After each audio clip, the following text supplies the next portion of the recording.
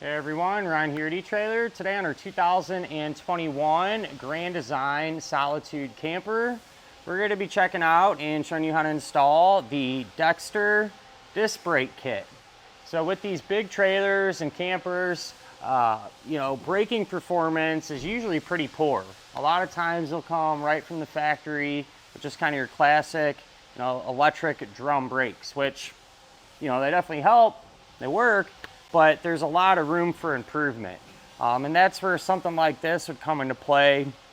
So we've converted this to a disc brake setup, which is electric over hydraulic. So very similar braking performance to almost, your passenger trucks and things like that. We'll have hydraulic pressure, which will apply the pressure to the pads, clamping down on the rotor and getting everything slowed down much more quickly and much more predictably. This particular kit is going to give you the parts that you're going to need to convert one axle. So for example, today we have a tandem axle and we use two kits to do the complete conversion. With that said, these are going to fit your 7,000 pound axles. If you're not sure on what axles you have, there's a lot of information that you can check out and find. There's measurements you can take, but the majority of the time you'll have a tag on the axle which can tell you what you got. Or a lot of times, at least the manufacturer of the axle, you can contact them and figure it out. So like I said, 7,000 pound axle, and these are going to work with 16-inch up to 17-inch wheels. With that in mind too, these studs are going to be 9/16 in diameter, so they're beefier. So something to think about is see what you got on your setup now, or at least what wheels you got, because if you have the thinner diameter studs, your wheels might not be compatible with these. All right, so definitely look into that. And if they are compatible, so example, our camper here today, the original ones are smaller, but the wheels accept the larger studs too. So all we had to do is use some different lug nuts to be able to use our factory wheels still with this combination.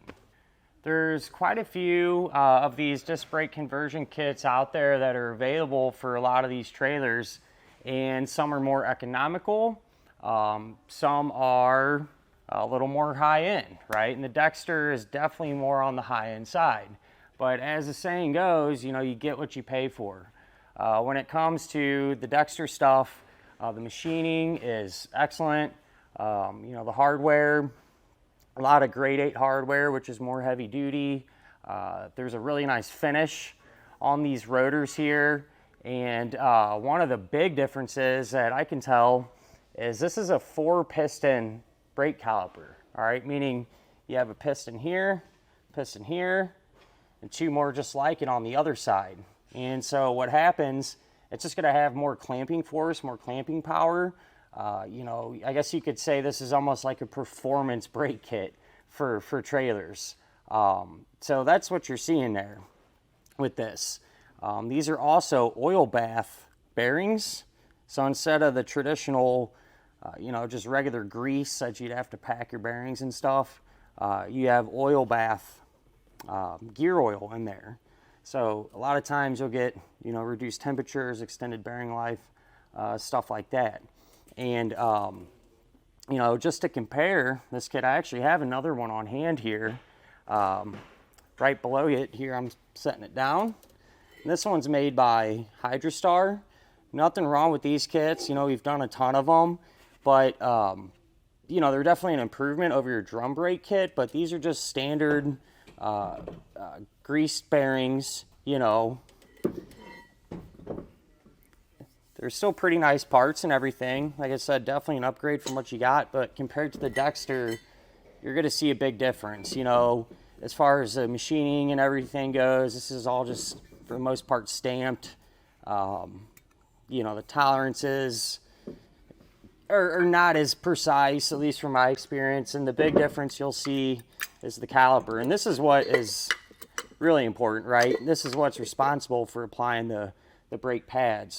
So these are just single piston, and so this one piston will push out and apply all the pressure to the pads, compared to the Dexter where you got 4 of them smashing both ways. So you really get a lot of good clamping power and stopping power because of that.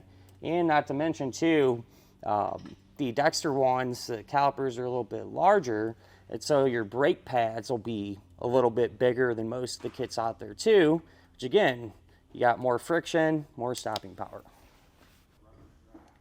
Even some of the finer details you see with the Dexter kit over some of the others, one of them being like your seals here. So that these are a little bit different type of seal compared to your more standard ones, like for example the Hydrostar comes with. With these, you know, they're pretty tough, and what happens, they're kind of a 2-piece seal, right? So that'll actually rotate. That gets pressed in the hub, and then this rotates with it, right? As opposed to these where they're just pressed in, and then your parts will just spin on that. So you should get better sealing capabilities and longevity. And matter of fact, I actually happen to have an extra assembly on hand here.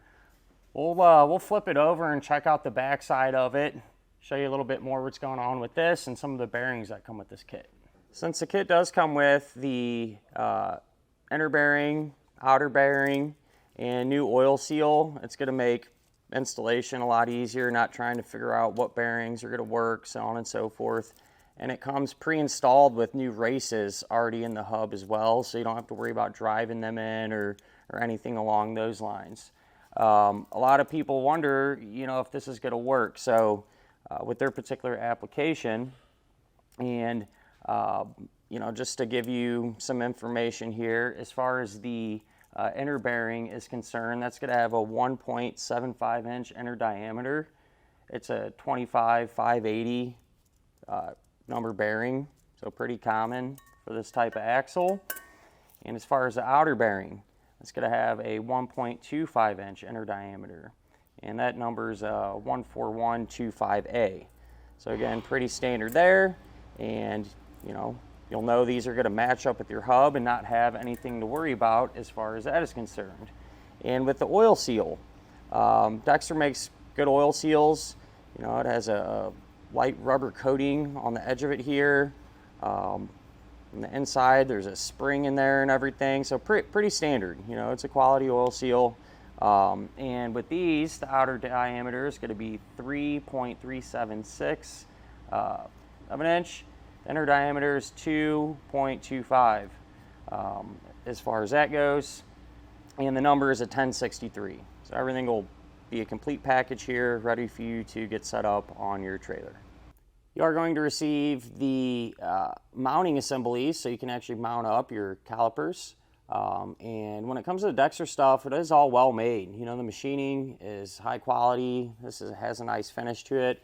Everything bolts up and lines up like you'd expect it to, at least from our experience today. And it's going to have a 5-bolt flange configuration, which is pretty typical what you're going to see on these particular axles. And they also give you some new hardware, some new nuts to secure this to your axle. So it's nice, get new stuff, don't have to, you know, try to keep track of your old parts and things like that. You are going to have 8 studs here, so that's going to make the bolt pattern 8 on 6.5. So, you know, we talked about the wheels earlier.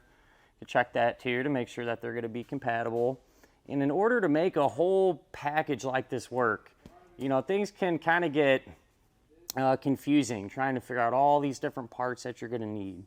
And what we used on ours today, we used 2 of these kits because we have a tandem axle trailer, and then we used a flexible brake line kit. This is made by D-Max, and you know, it gives you all the stuff, all the fittings that you'll need to run lines, these lines over here, and get everything hooked up, so on and so forth. I like the rubber lines because they're just so much easier to work with, and especially these D-Max ones are super high quality. These guys do a lot of stuff for the military and kind of really got going with super expensive high dollar boats, boat trailers. So their stuff is top quality. And then of course you'll need an actuator. That way you can, use your electric brake controller in your truck to tell that actuator to turn on and send hydraulic pressure back here to your brake kit. So let's check that out up front real quick.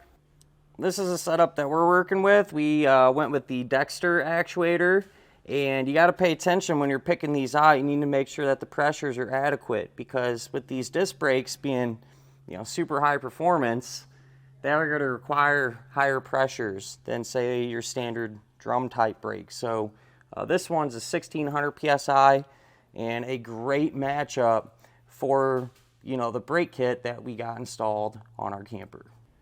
Other than that, at the end of the day, if you're looking for one of the more premier, some of the best parts that you can get for your camper when it comes to picking out braking components, this is a kit you won't be disappointed with. It's really nice stuff, and from our experience here, at least doing kits like this, usually your stopping power or distance over your standard electric drum brake is about half the distance. So you'll notice a huge difference, and when it comes to your safety and things like that, it's totally up to you on how you want to go about that. But as far as the installation goes, it's really not too bad to convert this. I'll be honest with you, when it comes to the hub and everything, you got 2 bearings, a couple pieces of hardware you take off, you got to put a seal on, set all that up. It's really just the whole entire package, if you will. Running your brake lines, setting the actuator up, bleeding the brakes, going through all that. It's just time consuming. So if this is something you're not comfortable doing or something like that, I definitely understand, because you want to be safe. If you're not comfortable doing braking stuff, have someone do it for you, which you can actually use our dealer locator network and potentially find a shop that can help you out with that. But if you feel good about it, you've done stuff like this before, you feel free to follow along. We'll go ahead and get started on it now. To begin your installation, you are going to need to remove your wheels and tires. So make sure to properly support your camper, your trailer, lift it up, use all safety precautions, so on and so forth. Get that out of the way. Then we're going to have to remove our original assembly here. So to do that, we have this cap, this grease cap, and I just have a screwdriver that I bent, kind of get in behind it there, or sometimes you can just take a hammer. Since we're not reusing these, not too concerned with putting a little dent in them. And pop that free.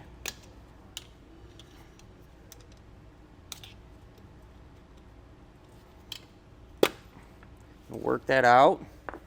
And I will say this, have yourself a little trash box ready and maybe a clean piece of cardboard to put some of your parts that you're going to reuse, and a bunch of paper towels, because we'll have some grease and stuff you got to deal with and get cleaned out of here, so we can actually see what we're doing. So let's get this part wiped down real quick here, and in our case we have this retainer clip here. You might have a cotter pin, a nut with a cotter pin through it, a castle nut. But either way, you can either pull that cotter pin out, or if you have the retainer, pry it out. We are going to reuse this too, so try not to damage it. And then we can get the nut removed. As far as the wires go, pretty straightforward. You're just going to have 2 coming out of the back of your brake assembly. And you just need to clip them off there. To get this off, you're just going to grab it, pull straight back, get rid of our bearing here, slide this right off of our axle. We'll get our brake assembly removed now. So there is 5 nuts holding it on, and you can grab, it's a 9/16 socket. pull all these off.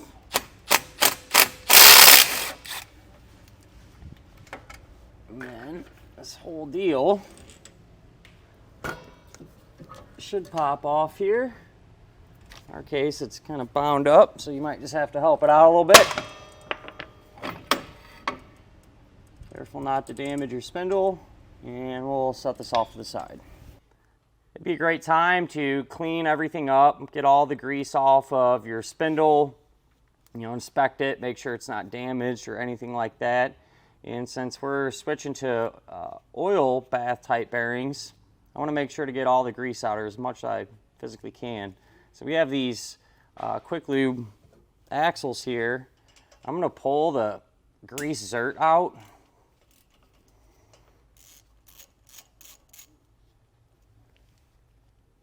And try to get all this stuff out of there. And I'm just going to take a piece of wire that I got and kind of push it through. And you can see over here, when I did that, how much grease came out of that opening there.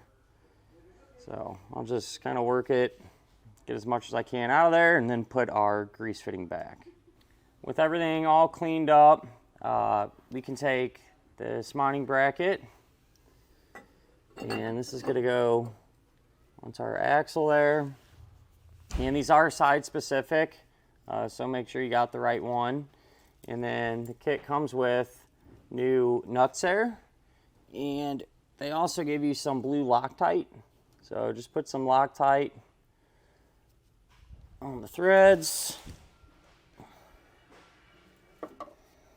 Get all these nuts started, hand tight.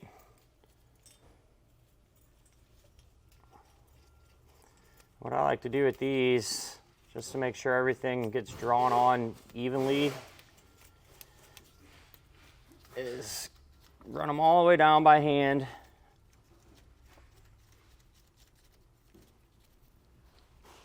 Get them snug, and then just kind of lightly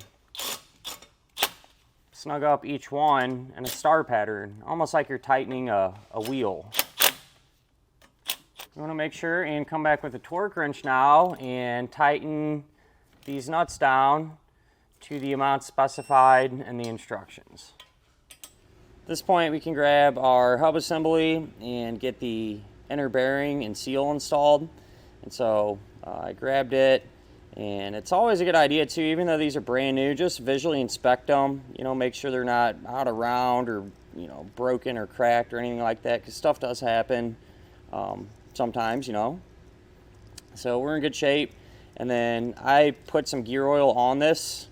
I'm just using 80W90 gear oil, and just make sure it's smooth, it's smooth, everything. Clean out the race, make sure everything's good there. This just drops into place. And then as far as the seal goes, I'm going to take it, and since this has this rubber coating on the side, I'm just going to very lightly lubricate it. Inside one too, just so it's not bone dry, And we want this to get drove in there like this. It is labeled air side, which, it's pretty obvious which way it's going to go in, right? So, trick is with this is to get them started straight, and we want to drive this down pretty much flush with the hub there. So what I'm going to do, get it going. You can use a block of wood. A lot of people use. I have a hole saw that is roughly the same size. So I'm just going to use this.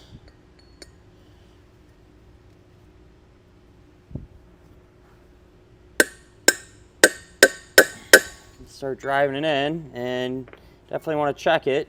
Sometimes one side might want to start pushing up or down more than the other, so you can, correct that. So that's about spot on there. That's what we're looking for. That seal, the lip is flush, it's seated and even, and that should definitely hold fluid and not have to worry about it leaking. Once you make sure everything's clean, you can take some gear oil, put a little bit on the spindle there, and that's because we could take our assembly, carefully slide that into place, and take your bearing, and I put gear oil on that too. I'm just trying to get everything slid into position here. Making sure everything lines up. And we'll take the parts that we're going to reuse, our washer, going to go on, and this nut. What I like to do here is come back and tighten this down.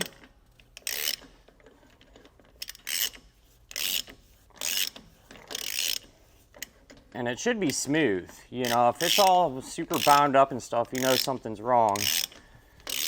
You should have a consistent action going on, and I run it down until it's tight, right? And that verifies to me that our hub is pushed completely on the spindle where it should be, and then I just back this off and then just come back and snug it up by hand. That's really all you need there to set your preload, and then we'll reinstall our retainer.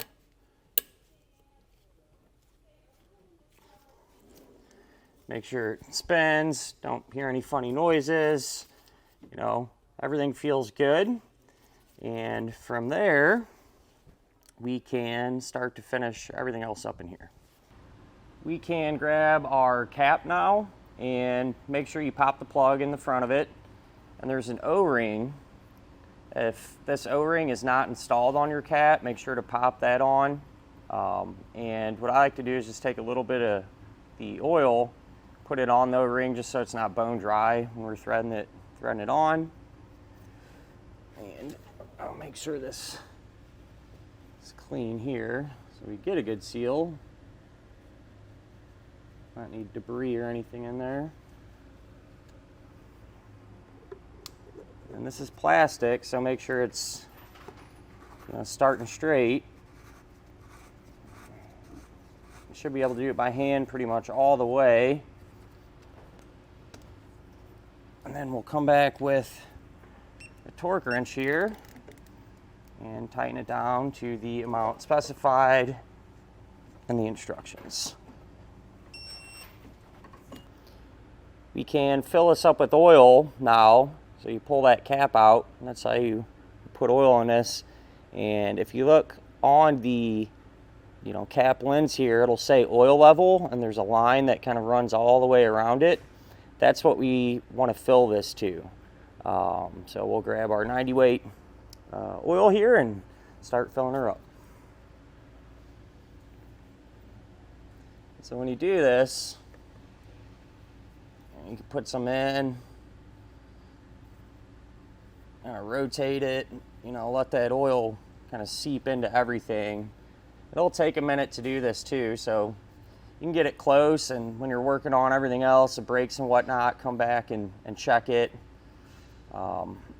And this is one of those things, even when it's full, not a bad idea to check it the next day or, you know, hours later once it all sets and fills up everything, and make sure it's completely topped off. So we'll just do this until it's close, and then, like I said, later on we'll double check if we have to add more. No big deal, we'll put a little bit more in there. You can grab one side or one half of our brake caliper now, and this is going to line up with our mounting bracket there. And so what I'm going to do is just take one of the bolts that they give you and put just one on each end here. I'll push that into place. And the other half, I'm just going to slide on from the back side.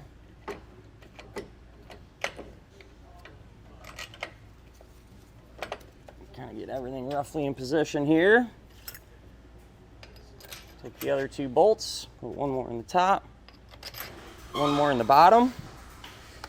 And then on the back side of the bolts, you're just gonna have 4 nuts. So we'll get all those started hand tight for now. We'll take our pads now, and you definitely want the material here to face towards your rotor, and the metal side to be up on the caliper side. That slides in.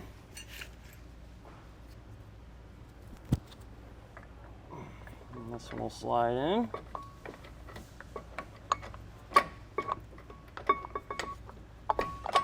Like that. And I like to leave everything kind of loose while we're doing this. It just makes it a little bit easier, I feel like. Then you'll have this piece, and this is going to set like that. And you'll have this long bolt that'll run through the caliper, through the brake pad. You'll have to kind of put some pressure down on this. Which sometimes can be a little tricky. So I think what I might do, since it's close and it's wanting to kind of fight me a little bit here, maybe just come back and tighten these bolts up to keep everything more sandwiched together, since we got our pads and everything in now. And that'll probably make it a little easier to get this going here. I used a 9/16 wrench and socket just to snug up a couple bolts here, and that seemed to help a little bit. And we get this thing lined up.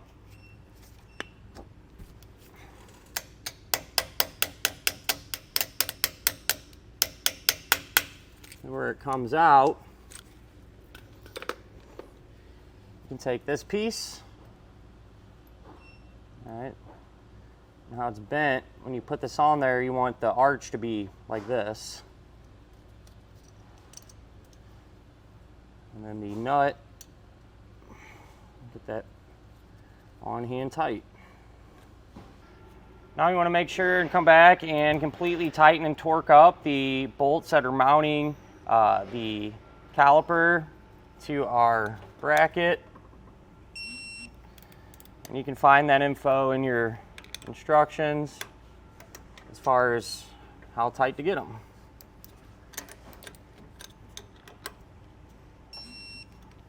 Come back, make sure we tighten up this anti-rattle bolt here. I have a 3/16 hex head and a 7/16 to hold the nut.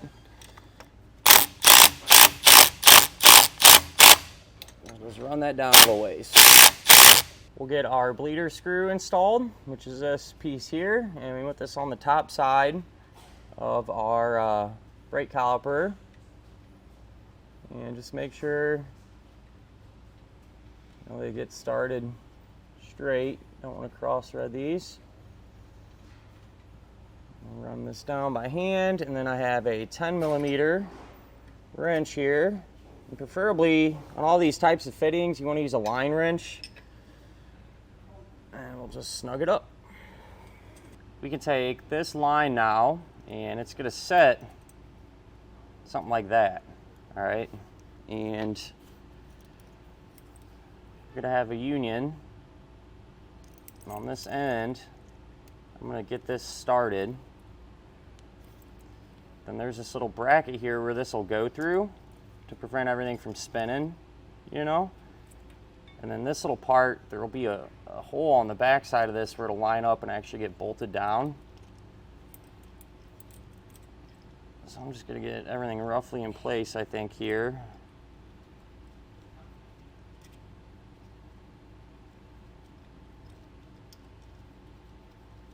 Get this threaded down first. Take our line wrench and snug it up. And with this one, I believe it's going to be an 11mm. My thought is with these too, you don't want to get too crazy, tighten them down. I figure if it leaks, it's not a big deal. Come back and snug it up more. But if you get too carried away in one of these brakes, then you're in for kind of a long day there. So just be careful with these fittings when you're doing this.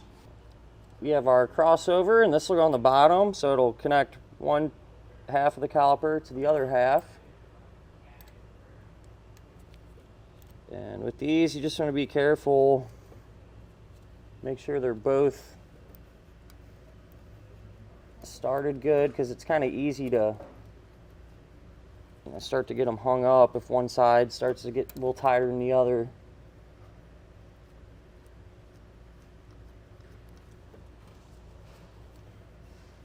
So run them down by hand, make sure they're going in straight and everything. And of course, once you bottom out, we'll snug them down.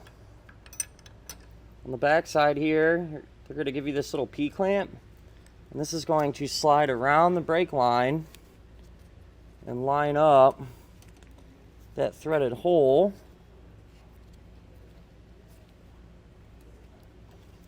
Then you can take the small bolts, make sure to put anti-seize on the threads. I'll get this started and tighten down.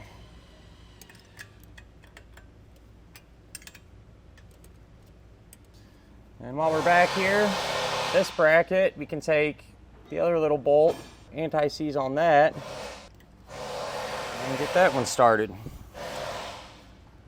Lastly, the final fitting here, that's where our brake line is going to get connected. So if you have yours set up already, or if you need to route them, you can do it then. We have ours set up, so just take that end. We'll get it started, and we'll get both of our fittings up here snug down and tight.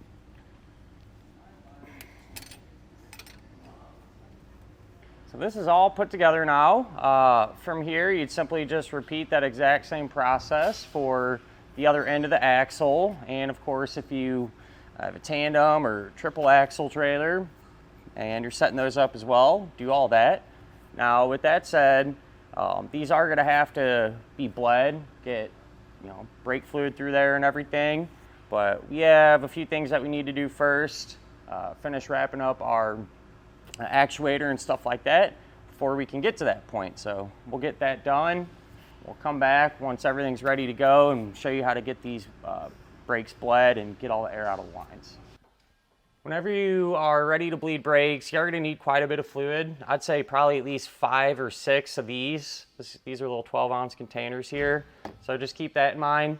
And one of the main things to look out for whenever you're bleeding brakes is it's much easier if you have someone to help you while you're doing this. And you never want to let your reservoir run out of fluid, because if that happens, then you're just going to draw air into the lines again and have to redo everything. So make sure that this is always going to remain topped off while you're doing this procedure. Once you have this full, you can take a rag or something if you want, put it around there. That way if you spill a little brake fluid, it's not going to get messy. But the way that you can do this is hook up your truck, right? Hook up the 7-way to the back of your truck and use your manual override on your brake controller. Hit that override. When you do that, you should hear this turn on, and then it's going to start pumping fluid. I like to do that a few times. All right, so say do it one time for a few seconds. This will drink some fluid, so put more in there, do it again, put more in, so on and so forth. And then by doing that too, you'll kind of preload the lines full of fluid, and you can address any leaks. All right, so before you bleed, preload the lines, check for leaks, because if it's leaking, you're never going to get the air out of the system. So address any leaks if you have any, and then make sure this is full, and we can kind of go from there. Whenever you're going to bleed your brakes, you want to start at the one that is furthest away from your actuator. So I already did 3 of them because we're going to do this the same. So this is the final one here, but that's how you want to work, in that order. Furthest away to the closest, right? Closest last. And what you can do, you can take a bottle like this, and I just got a clear hose, poke through the lid of it, and fill it up quarter of the way up there to where this hose will be submerged in the water, or I'm sorry, in the fluid. This is brake fluid in here. And this end, we're gonna put on top of our bleeder screw. All right, that way whenever we open our bleeder screw up and the pump comes on, the fluid will come through here. We can keep an eye on it and everything will be contained. So at this point, you get yourself ready. You got this on your bleeder screw, get your wrench ready, and right now the bleeder screw is closed. And it's really important that you have good communication with the person helping you, because you want them to actuate the brakes, all right? And once you hear that running, or they signal to you that the pump is running, then you want to open up the bleeder screw. While the pump is running, you know, you let it bleed for a second or two. While it's running, then you want to turn the bleeder screw closed, and at that point, let your you let your buddy know that it's closed. That way they can turn the pump off, because if not, and you know, any air gets in here, it's just going to reverse what we just did. So, want good communication. So right now, I'll ask if he can go ahead and turn the pump on. I'll crack this open, let fluid go through for a few seconds. I'll close it. All right. And it's as simple as that. And what you're looking for, you can see and almost feel air, you know, kind of spitting through the line. And you want to get all the air out of it. You know, you just want solid, clear fluid that's consistent and everything else. So it usually takes the first 1 or 2 times you bleed, especially on the very back. It's going to take a while. You're going to have to move some fluid. You got a lot of line to get air out of and everything else, but it usually gets easier the closer up you get. But it's still imperative. You know, it's a very important step. So we'll continue to do this 3, 4, 5 times, however long it takes, till we're confident all the air is out. So go ahead and open it up again. Once the braking system is bled and you don't have any leaks and everything looks good, you know, at this point you'd want to put all your wheels back on, hook your camper up to your truck and take it for a test drive. You know, make sure that the brakes are working good, you're not going to run into any leaks, things like that. And once you verify that, you're all set. So I think they'll about do it. And hopefully this helped you out and gave you some insight as far as getting a system like this set up on your trailer.